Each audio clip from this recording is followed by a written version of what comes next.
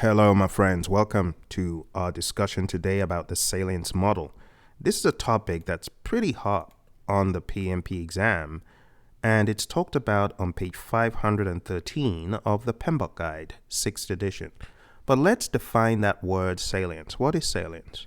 Salience is defined in the Oxford Dictionary as the quality of being particularly noticeable or important. It's also defined in the Merriam-Webster's dictionary as a striking point or feature. So when you think about salience, you need to think about three particularly noticeable characteristics of stakeholders. And these are broken down into what I call the PUL factor: power, urgency, and legitimacy. PUL. Let's break these down a little bit more. So as I said, we're talking about classes of stakeholders based on assessments of their power. And when we say power, we're really talking more about their level of authority or their influence, their ability to influence the outcomes of the project. The next bucket is urgency. When we talk about urgency, we mean there is a need for immediate attention where these stakeholders are concerned. We could also define urgency as a time-constrained attribute of that stakeholder's response or their high stake on the project. When a stakeholder needs to be attended to urgently, we use this bucket. Time constrained as a result of the importance of them getting back in a timely fashion based on your ultimately timely response to them as well. The final one is legitimacy. And when we talk about legitimacy, we mean their involvement is appropriate. They are appropriately involved. Now, there's an adaptation of the Salience Model that switches legitimacy with proximity, and that is applying to the team and measuring their level of involvement with the work of the project. So the Salience Model is brilliant for large, complex communities of stakeholders or where there are complex networks of relationships within the stakeholder community. It's also useful in determining the relative importance of the identified stakeholders. So let's break this down a little bit further. Taking a look at salience, as I said earlier, we have the power factor. Now, we also have the urgency factor, and lastly, the legitimacy factor. But we can expand on this understanding in this Venn diagram a little bit further to generate 8 regions, each associated with a specific stakeholder type. This model has 8 regions, as we will explore, and the way to remember these, they all begin with the letter D. When we say power as defining a stakeholder, we mean this stakeholder with power alone could be viewed as a dormant stakeholder. These stakeholders have a lot of power, but no legitimacy or urgency, and therefore they are not likely to become heavily involved. And this is what I show in the red region.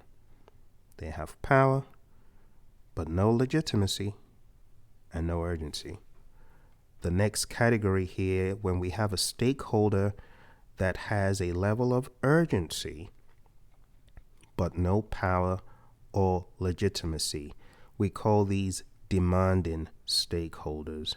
In other words, these stakeholders have little or no power, little or no legitimacy, but they can make a lot of noise because they want things to be addressed immediately. So remember, they are stakeholders, but as far as these other two buckets of power and legitimacy, they don't have those. Let's move on to the third category here. When a stakeholder is legitimately involved but has little power and urgency, we refer to these as discretionary. So these stakeholders that we refer to as discretionary stakeholders are defined as those who are unlikely to exert much pressure. They have legitimate claims, and these are in the yellow region. Now, when you look at the overlaps, you can see over here, I have an orange area. Over here, I have a purplish hue, and here I have a green area.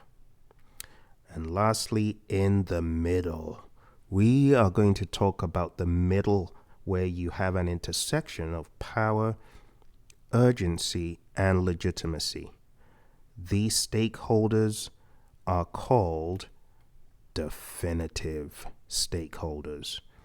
A definitive stakeholder has power, urgency, and legitimacy, and therefore they have the highest salience right there in the middle. And I've made it big so it comes right out of the screen and remind you, these are super important stakeholders.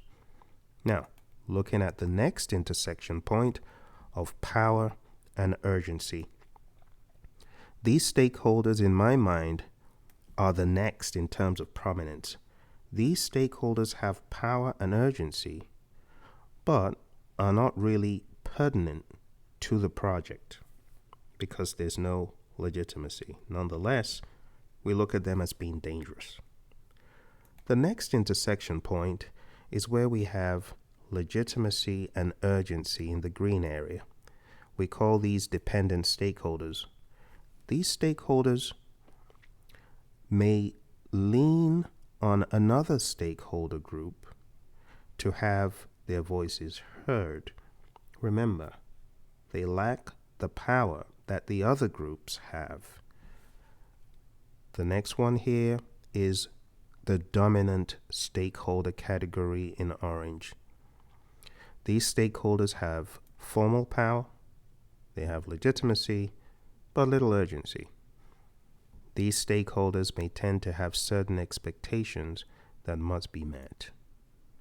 Now you can see the breakdown of the Salience Model, and it is important for you to understand for your exam there are stakeholders of different categories and types, and based on their involvement, being legitimate, based on their power, the level of power, and based on how urgently you should attend to them, the strategy that you take on the test is going to be different.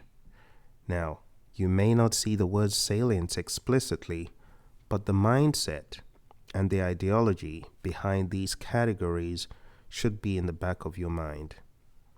I hope this better helped explain page 513 to you, because I've gotten a lot of questions about it. If you're looking for training or coaching for your PMP exam, don't forget, go on down to Praizion.com. Thank you and all the best.